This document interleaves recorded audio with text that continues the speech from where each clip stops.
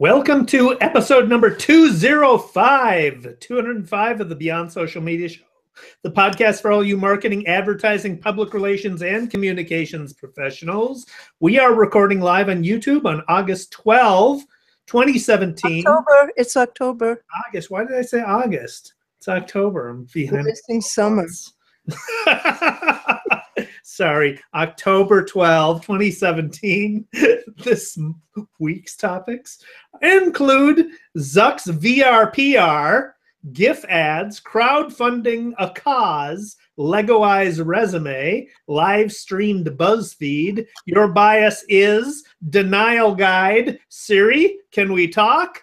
Equifax Hack, goodbye, AIM, no granola love, and Dove.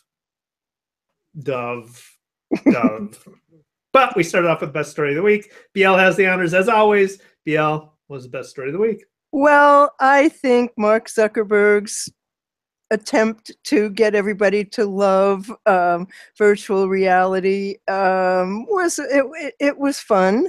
It's far from ready for prime time, and he's hoping to get 1 million people into virtual reality very soon. So what they did was they put on Oculus Rift, and they used Facebook's new virtual reality platform, which is called Facebook Spaces, and he used it to transport himself to Puerto Rico and to the moon, and we went to his house, and he broadcast it live on Facebook, and it was a really strange demonstration.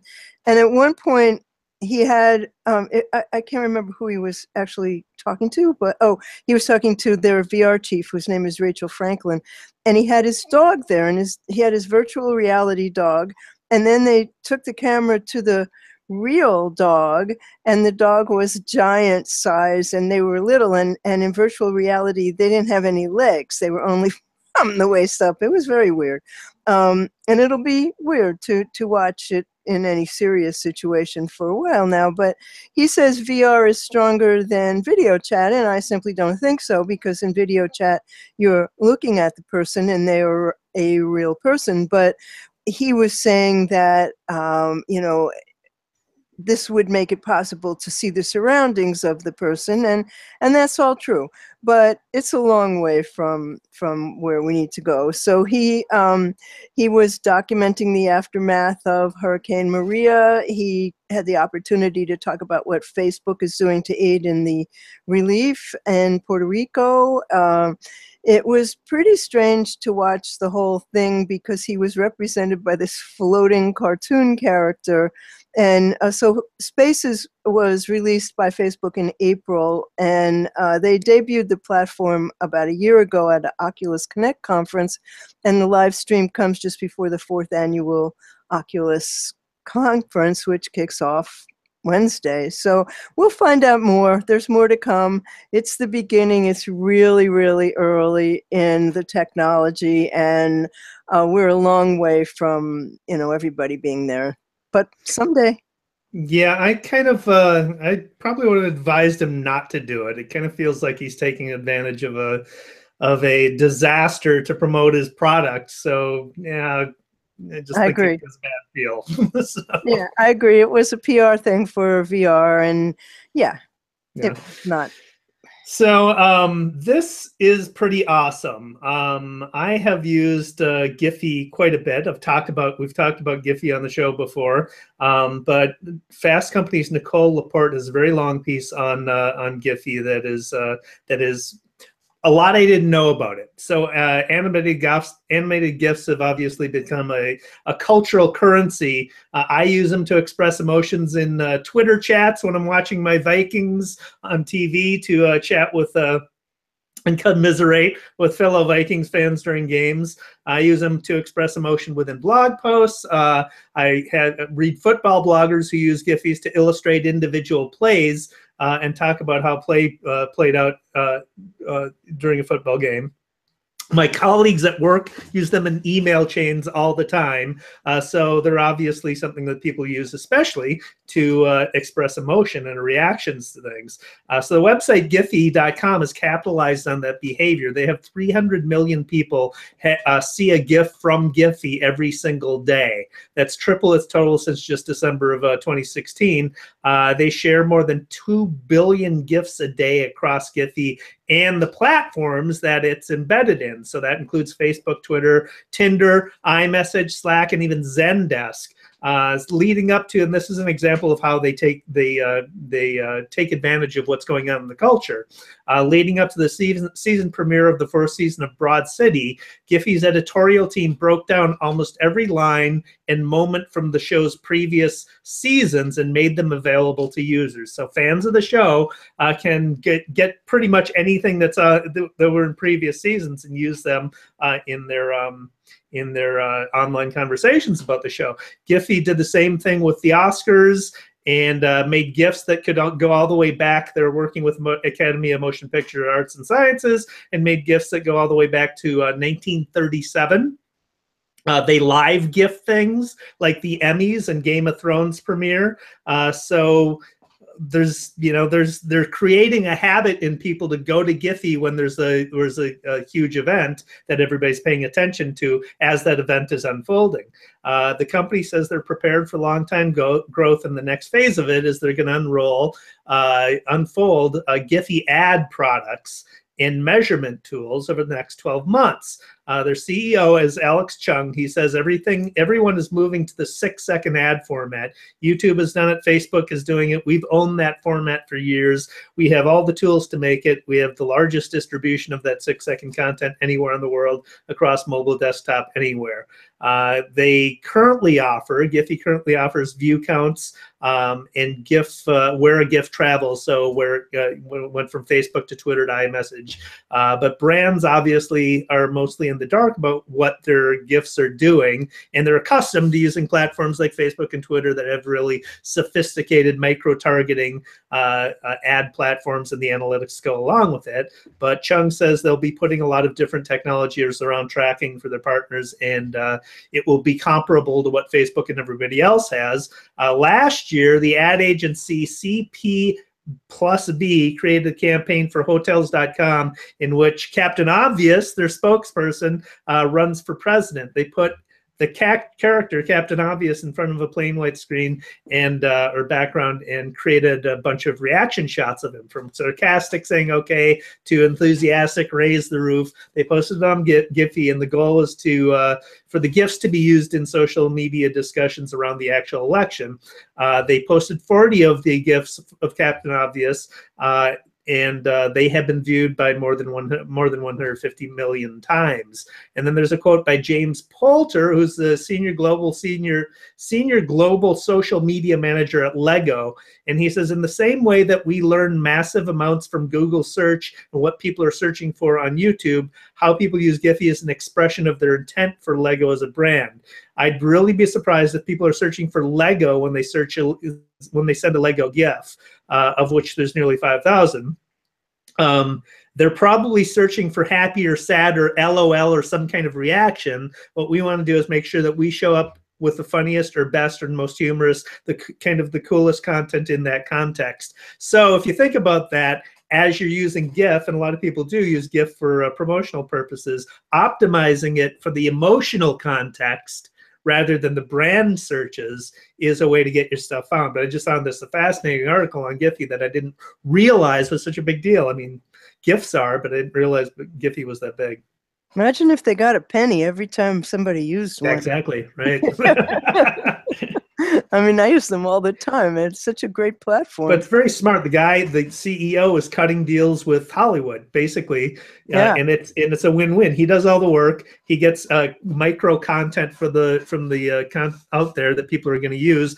The studios don't care about it because it's really not they can't monetize it. It's not monopolizing. It's not eating into their profits in any way. It's just promotional material. So he's done a really good job with it. Well, somebody else who's done a really good job, this is October, it's Breast Cancer Awareness Month, and the Susan B. Komen Breast Cancer Awareness Foundation has some PSAs and a crowdfunding initiative. And what they're basically doing is they're telling the story in a very emotional way, done by the Dalton Agency, by the way. The story is Valandia Planeta. She's a mother of 3, and she has terminal stage 4 metastatic cancer.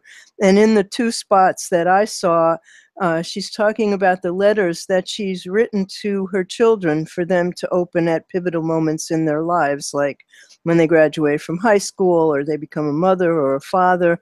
And she makes the point that only more money for research will prevent other mothers from experiencing the same ordeal. And there's a crowdfunding site, and the donations are received at bemorethanpink.org. And in other words, for the initiative to actually have a financial impact, because it's real nice to wear pink ribbons. What the hell does that do for anybody? So the initiative will be matched by Odinate Therapeutics, which is a company that's dedicated to development of therapeutics that will improve and extend the life of patients with cancer. And they and another affiliated partner will match on a dollar-for-dollar basis all the donations toward the initiative through December 31st, up to a maximum of $1.5 million. And, you know, the pink ribbon became, and Think Pink and all that became controversial because what does it do? So here is Susan B. Komen doing something that people can absolutely relate to. I mean, it's pretty sad that she won't be there for her kids. And you know, when you put it in those terms with a real person who happens to be very charming, and, you know, it's just, you'll cry. Yeah, well, I mean, they have done it. Your checkbook when you cry. Yeah, they have done a amazing job of brand awareness. That's what the Think Pink, they've owned the color pink, basically. You look at, during Breast Cancer Awareness Month, you look at the NFL games and all the players are wearing pink stuff. So they do have that brand awareness. This is taking it the next step. Now you can act on it, right? So that's a good thing.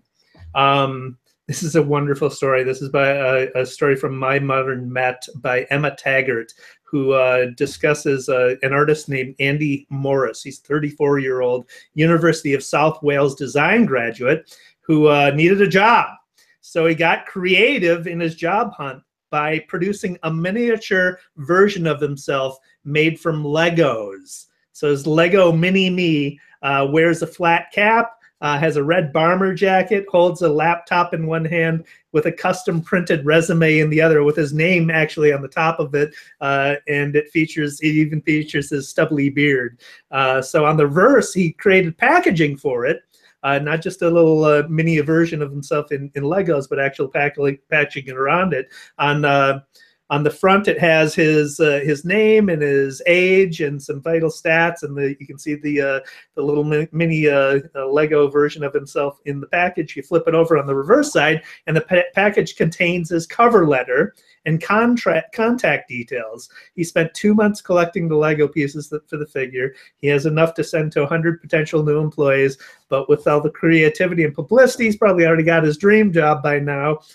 He has previous Lego experience. He has an exhibition, or had an exhibition called Little Big Art in 2012 that recreated well-known pieces of art in Lego. He also, the packaging is in plastic wrap packaging that you see in any toy, but he's sending them out in packages with brown wrapping and a sign that says "Unwrap your newest employee." So it's just very, very clever. So we'll put pictures of it in the show notes for you to see, but awfully cool.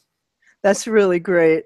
Well, this morning I made time to listen to the new BuzzFeed morning show, News AM to DM, and on Twitter from, I think it's on from 10 to 11 or 9 to 10, I think 10 to 11.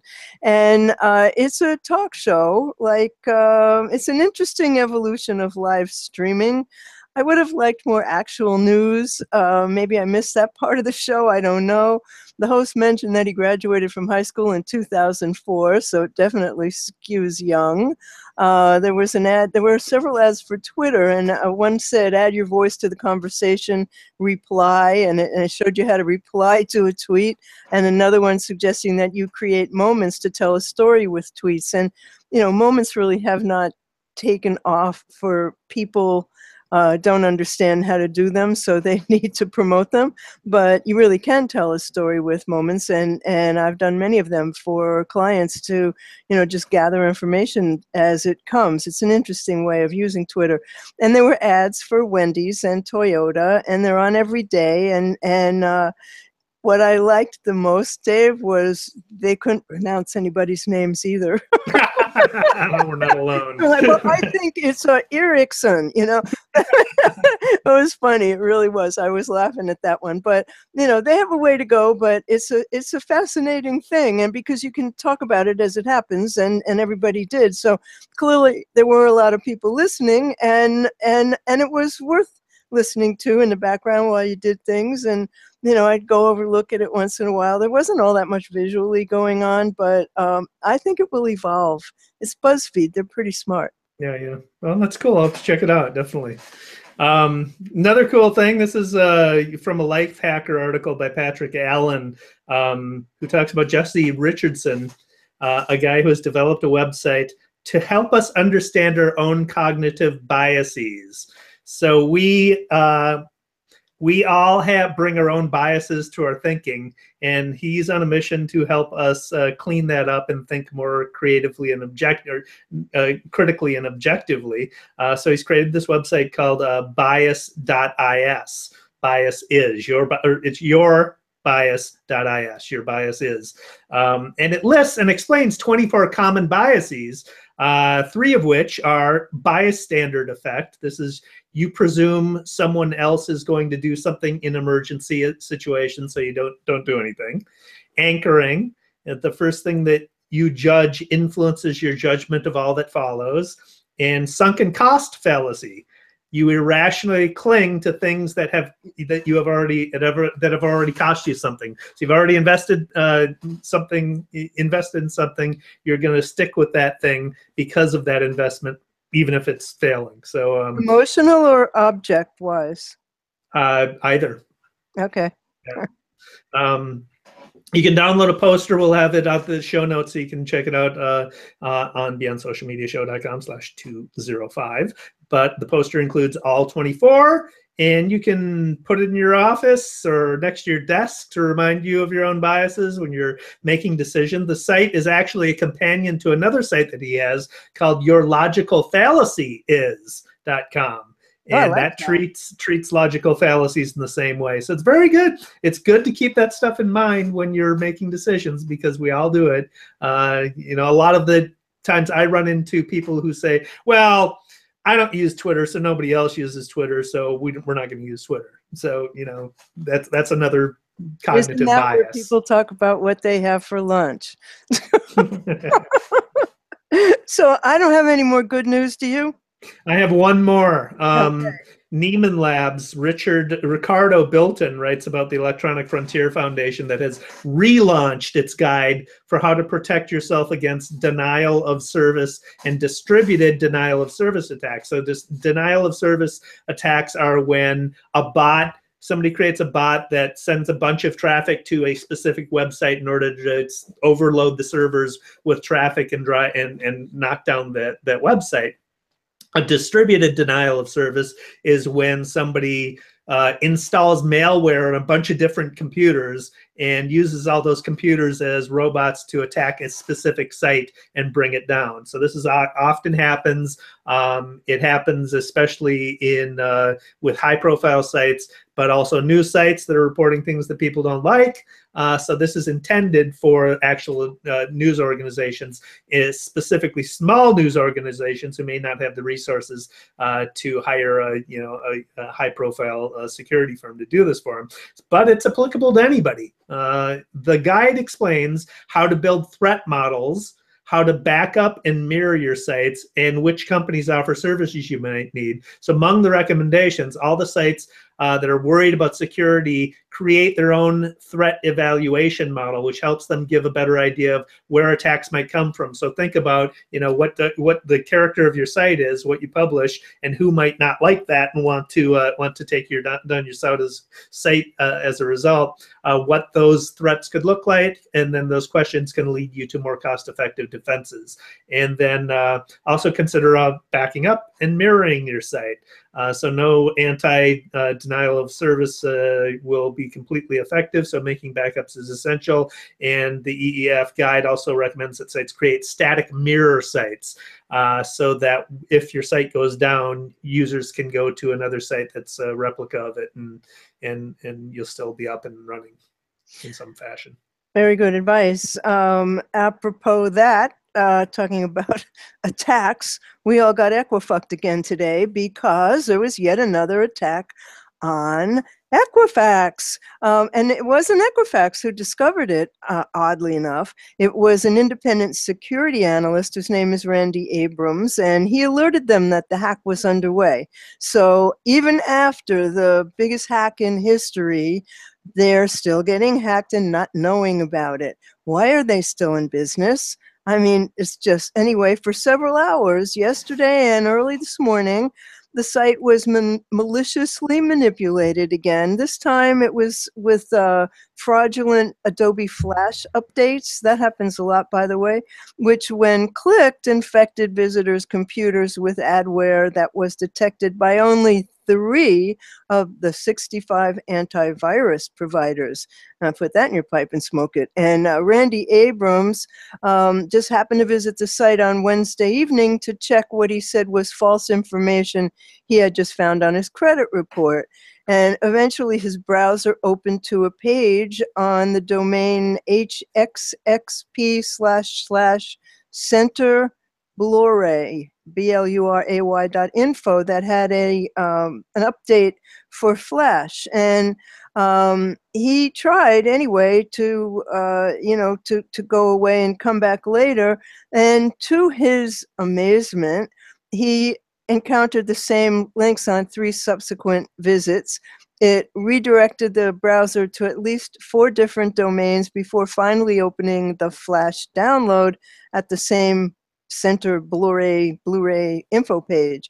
So the file that got delivered is called media downloader iron.exe, and this only Panda, Symantec, and WebRoot detected the file as adware.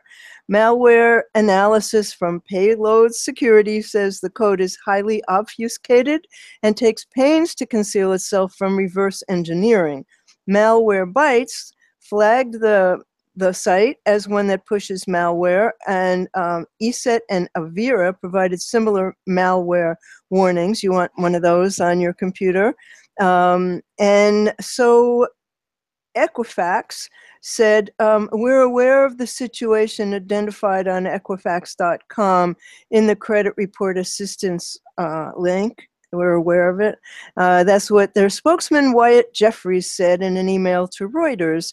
And he said, our IT and security teams are looking into this matter. And out of an abundance of caution, we've temporarily taken this page offline. So here's the good news, guys. I mean, we're Equifucked, that's for sure. But the IRS has temporarily suspended their contract. We told you about that a couple of shows ago. That was the $7.2 million contract that that Equifax was going to verify taxpayer identities and help combat fraud. Put that into a warning somewhere. Where? I mean, nobody's paying attention. Nobody's paying attention. I have Malwarebytes on my computer. I updated it this morning. I back up my everything every day. Like one day you're going to just click on the wrong link. It's going to be over.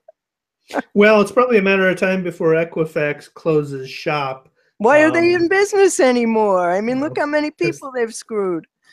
They still need to, make us whole, right? So anyway, they will probably outlast another thing that's going to be closing shop, sadly. AOL Instant Messenger. So this is from a Verge article by Jacob Casternakes. There we go with the pronunciation. I'm just going to go with that. Sorry, Jacob, if I got it wrong. AIM is AOL's instant messenger service that has been around for 20 years, and they'll be shutting down once and for all on December 15. Michael Albers is the communications products VP, said AIM tapped into new digital technologies and ignited a cultural shift, but the way in which we communicate with each other has profoundly changed. The writing was on the wall when AOL cut off access to third-party chat clients back in March. But you know, in the age of text messaging and Facebook Messenger, and multiple mobile messaging apps, AIM really isn't needed anymore. I remember in 2008 when I started a new PR firm, I tried to coerce all my millennial colleagues to use AIM to make it easier for me to chat with them instead of walking across the office to get an answer. And yet they weren't buying what I was selling. So I never managed to convince them to do it, to switch. But I had a lot of uses of AIM back in the day. Did you have AIM, DL? I did, but I also had these things that I convinced people to use that were these, the forerunner of Slack. I can't remember the name of them yet, but where you could create your own little community to have conversations in. I forget what the thing was called. It was free, and you could set it up. And I got people to do that everywhere that I was, but it's harder and harder to get people to do anything with technology, if you ask me. So this is something that's rather upsetting. You know, the FDA doesn't have enough to do. They rebuked a bakery for claiming love as an ingredient. That's from a Washington Post story by Travis Andrews. And the ingredient list for a Massachusetts-based Neshoba Brook Bakery, they have granola, and the ingredient list was normal enough, except for one ingredient. Amid the oats and the sweetener was love. And the subject of nearly every rock and roll song, the thing Romeo and Juliet died for, you know, it was supposedly in the granola, which is sold at about 120 stores around New England. I've never had it, but it sounds good. And the ingredient was a nod to the passion that the bakers put into their product, and a wink to fans of the snack. You know, it was just for fun. And so the bakery's Twitter account shows they have a sense of humor, but the Food and Drug Administration clearly doesn't. And a human emotion, they said, cannot be an ingredient in baked goods. And they published a warning letter to the bakery on Tuesday, which told the bakery to stop claiming that its granola contains love. Your Neshoba Granola lists ingredient love. Ingredients required to be declared on the label or labeling of food must be listed by their common or usual name.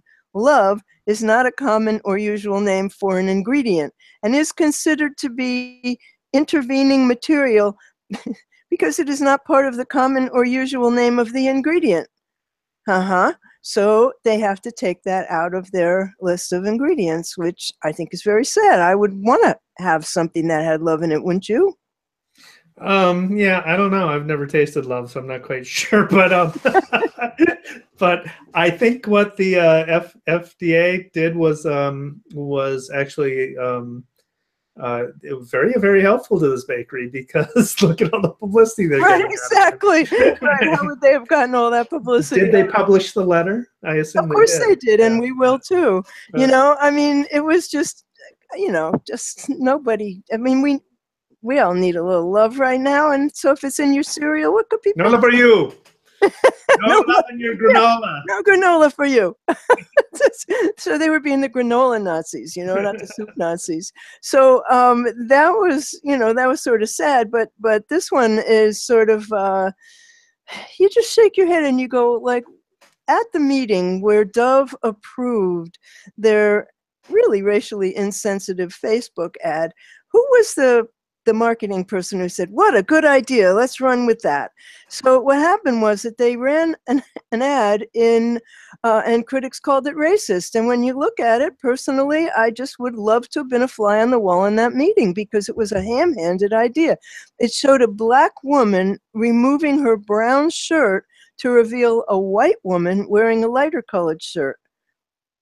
Now, what is the message there? Is the message that you're going to get white skin if you're black, or is the message that what the hell are they trying to tell us? It was about soap.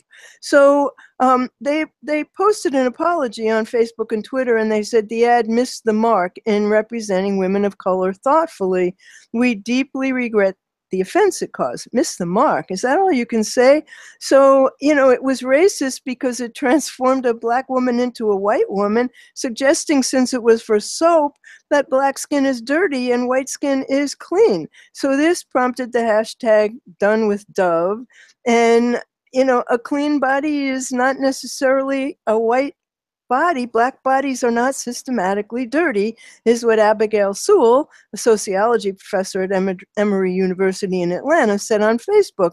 I've used their products forever, but it's time to move on. Seriously, couldn't Dove say better than, you know, they missed the mark? I mean, it's an empty apology. It's a lukewarm apology, and it was a stupid idea. Why in the world would anybody think that was good? Yeah, I don't know. I'm at a loss. I don't know how that got approved. And money spent on it, lots and lots of money. Yeah, I don't know. And the model, who was the black model, said she didn't think it was racist. Like, I don't know what was in her head. But anyway, do you have any more news? Because I got some. I don't. Okay, so I have this in bad news because I do think this is bad. People are using Siri as a therapist. This is from a 9 to 5 Mac story by Ben Lovejoy.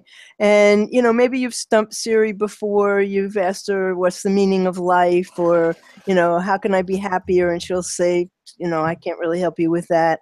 And if you've said things like that, you're not alone. And, you know, it's like asking your phone for guidance and practical life advice. But an Apple job ad notes that some people treat Siri as a therapist or a counselor, and so it wants to do a better job of answering. So they put an ad, and in the ad it says people have serious conversations with Siri. People talk to Siri about all kinds of things, including when they're having a stressful day or they have something serious on their mind. They turn to Siri in emergencies when they want guidance on how to live a healthier life. I don't really do that, but maybe a lot of people do. So the question in the ad, does improving Siri in these areas pique your interest? Come work as part of the Siri domains team. And it says you'll have to have a background in software engineering and psychology and 5 years of experience. And it says peer counseling or psychology background with excellent problem solving, critical thinking, and communication skills. Plus, you have to have experience with AI technology, including NLP or machine learning, desired but not required. Ideally, you have to have knowledge of several foreign languages. And so last week, Apple's AI expert who actually helped develop Siri gave a very interesting talk on what he referred to as humanistic AI, which you can watch in the show notes. And he's saying, you know, people are going to spend more and more time interacting with their phone. Their phone should be responsive. And frankly, I think people should spend more and more time interacting with people. But that's just me. Well, I mean, this is not new. In episode 183, we discussed the psychotherapy bot. Right. That a guy created in the 60s based on basically a call and response version of psychotherapy, where the patient says something and the therapist mirrors that to elicit further conversation, and basically just how did you feel about keeps that? The person exactly. Yep. And the guy who created this artificial intelligence, quote unquote, was appalled to find his secretary talking to it and wanting privacy when he walked in the room, right? So this is not new at all. No, but you know, it's growing, and a lot more people have phones now, and you know, everybody's got their head down, and I always laugh when I get in the elevator and, you know, in the morning, and everybody's got their head down on their phone, their thumbs are going, and you know, I'm just not that important that I need to be on the phone all the time. That's how I look at it. I leave my phone at home a lot of times. It's not a status thing. It's a way of avoiding discussions with strangers. Yeah, it is. Or avoiding discussions, period. And, you know, avoiding interaction. It's really kind of sad. So what else do you have, Dave? I'm done. You're done. Okay. Well, I have a fun, shiny new thing. I was out walking the dog last week, and you have to, in New York, I don't know about in Minneapolis, but you fear for your life at night because you can't see. There's bike lanes everywhere, and you can't see them, and a lot of them. We're filthy with bikes. Oh my God. And a lot of them are electric, and they make no noise, and many of them have no lights. And I saw this guy, and he was getting off his bike, and he had this amazing helmet on. It had headlights in the front. And I said to him, "Oh, that's so cool. Does it have turn signals?" And it did. And it pairs with an app. It's called the Loomis bike helmet. It came about through a Kickstarter. It has hazard lights because the app senses when you're slowing down. It turns on the hazard signals to let whoever is behind you know that they're, that you're slowing down. And when you're turning and when you're stopping, and I mean, just so totally cool. And it happened to be good looking too. It's $199. And honestly, if I commuted to work on a bike, I would be buying one and wearing one, because you just take your life in your hands when you cross the street, let alone when you ride the bike and car doors are opening and buses are honking. When I stopped riding my bike in New York was when I was like perfectly in the right place, and a bus, which I didn't hear, came up behind me and honked its horn so loud, I was like, "Oh!" I was like, that's it, I'm not doing this anymore. And I sold the bike. I really did. I mean, it scared me half to death. So this app, does it automatically sense when you're turning and you have turn signals?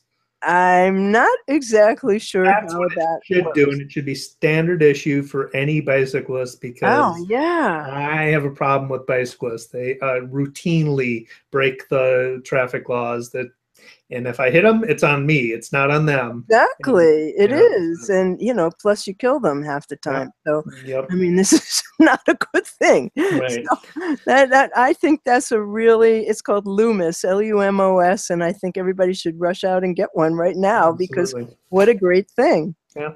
Oh. So here's another thing we should be using, and this is super awesome. It's called DeepGram. It is automated audio transcription. We need For that. free.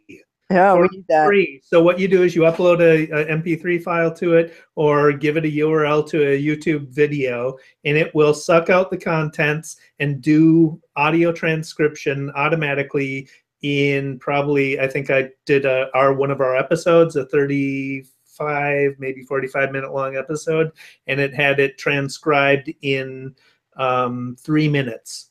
How accurately? Pretty accurately. There's some cleaning up you need to do. It's all lowercase, so you need to go and put in the punctuation and put in the appropriate casing and stuff like that.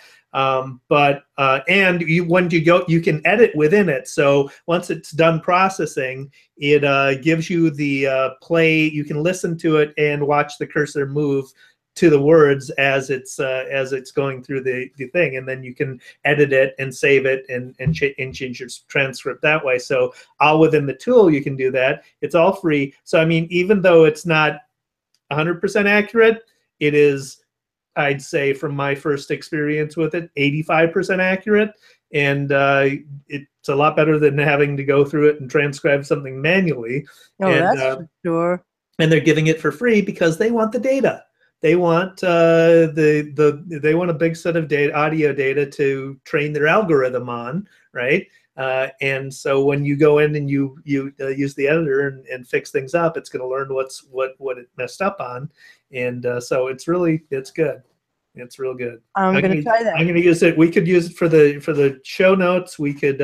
I'd use it for YouTube videos that we upload to optimize, so I can create a text transcript that you can upload to YouTube to make it more findable. So, well, I think that would be fun for video calls, because you don't want to take notes constantly when you're on video calls, and I do those all day long. We do audio. I do audio with clients, audio recordings when we have sessions like brainstorms and stuff like that. Do it all the time, and yeah, that's a really cool thing. Scott Scowcroft, my partner, is got something else that he's been playing with. I'll ask him for the URL to that. It's also an interesting service. I think it costs a couple of dollars, but it was really quite accurate. So that was a good thing. Very good. So I have an article that I was quoted in, how to optimize non-traditional search engines. And one of my examples was Amazon reviews. So optimizing for when you've got stuff that you're selling on Amazon, one of the big algorithm triggers is the reviews. So getting reviews, positive reviews from verified buyers, people who have actually bought the product, is very important to getting your stuff found on Amazon. So merchants need to have a really well thought out system for soliciting feedback from customers and prompting them for ratings and reviews. And chief amongst those is superb products and superb customer service. So keep that in mind. But we'll have a link to the article in the show notes, and there's lots of other great tips in that for optimizing non-traditional search engines. And that brings us to the end, right? Wrap it up with some stats. Yep. Give us some stats, Dave. Frequency of mobile gaming by gender. So 55% of mobile gamers play mobile games daily, 55%. 29% of mobile gamers play mobile games at least once a month, and 16% play mobile games at least once a week. The breakdown, though, of those who play daily, 60% are female and 47% are male. So that doesn't surprise me particularly, being a gamer. I have played violent video games, war video games, first-person shooters. I think guys were probably the console audience, and women are more likely to be playing mobile games, which are more Candy Crush kind of stuff. Solitaire, a lot of that. I mean, on the subway, every single person is playing a game.